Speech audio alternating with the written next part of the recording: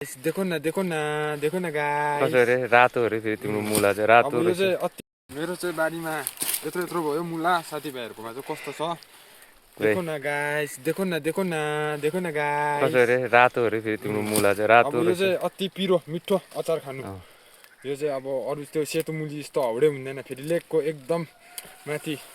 टिबिटको छेउको हामी अब टिबिटको बोर्डर लाइनमा परेपछि त अब हामी टिबिटकै भइगयो नि त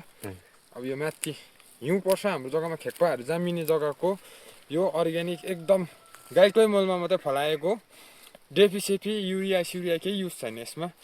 ल साथीभाइ हो मेरो सानो सब्जी बारीमा चाहिँ यस्तो फलेको छ मुलाहरू चाहिँ यहाँ नोस् लसुनहरू तपाईँको यसरी आउँछ हाम्रोतिर चाहिँ लेकमा बिचे सकेछ नि त अब सागहरू हेर्नुहोस् है साथीभाइ हो यहाँ स्टक टिपेछ हो साथीले सकिगयो नि बाराई चाहिँ अन्त यो अन्त फेरि अर्ग्यानिक गरे नि त हैन खालि बरेङको फेरि बेम्बुमा हाम्रो त्यो उन्दो छोटा बेम्बु सिलगढीमा यस्तो एग्रोनेटहरू युज हुँदैन एकदम सबै कुरा अर्ग्यानिक बारी रोपै बारबेर एकदम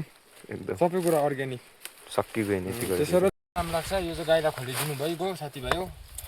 वेस्ट चाहिँ एउटा पनि छैन यसमा सबै काम लाग्ने कुराहरू हो है साथीभाइ हो यसरी गर्नुपर्छ है घरमा बसेर यसरी काम सरम गर्नु हुँदैन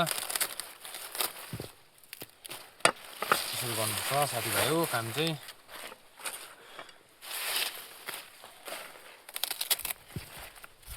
फेरि मैले उता दार्जिलिङबाट ट्रेनिङ लिएर आएको नि त कहाँ दार्जिलिङ कोरियाबाट नि उजित्दै गाउँमा एउटा साँच्ची अब यो मुलाको त मलाई सोध न मुलाको विषयमा म पाठ पढाइदिन्छु नि तिमीलाई हल्का पाट कसरी फलाउनु पर्छ कसरी ठुलो हुन्छ यो हो अन्त रे साथीभाइ हो यो चाहिँ अब फेरि बकरीलाई हल्का यसमा चाहिँ मकैको भुस हाल्यो पकायो कञ्चनजङ्घा चाहिँ अब देख्दैन छ राम्रोसँगले हो हाम्रो यहाँ चाहिँ अलिकति भ्युजको कमी छ है देख्नु चाहिँ देख्छ कि तर उयो आज छैन धुम्म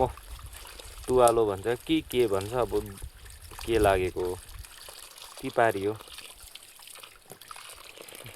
यस्तै छ यहाँको अहिले तपाईँको यस्तो पहिलाको मान्छे जस्तो एङ्गल हेरेर टाइम हेर्दाखेरि चाहिँ अब 3 बज्दै आँटेकै छाया हो